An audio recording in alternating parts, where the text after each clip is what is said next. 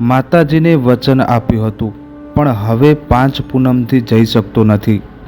મેં માફી પણ માગી. શું માતાજી મને માફ કરશે? શું આ પરીક્ષા હોઈ શકે? મિત્રો, આ પ્રશ્ન છે આપણા ચેનલના સભ્યનો. શું માતાજીને આપેલું વચન તૂટી જાય તો માતાજી નારાજ થાય કે માફ પણ કરે? જો તમારું મન સાચું છે અને કોઈ મજબૂરીને કારણે તમે પૂનમમાં જઈ શકતા નથી, તો ગભરાવાની જરૂર નથી. માતા ભાવની ભૂખી છે, માત્ર હાજરીની નહીં.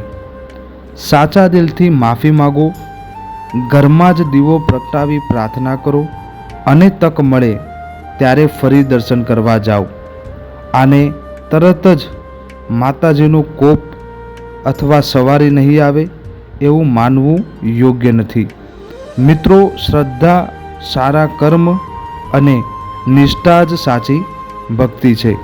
તો મિત્રો, જો તમને પણ માતાજી વિશે કોઈ પ્રશ્ન હોય તો કોમેન્ટમાં જરૂર લખો.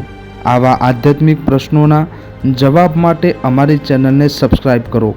જય માતાજી, જય મેલડી માં.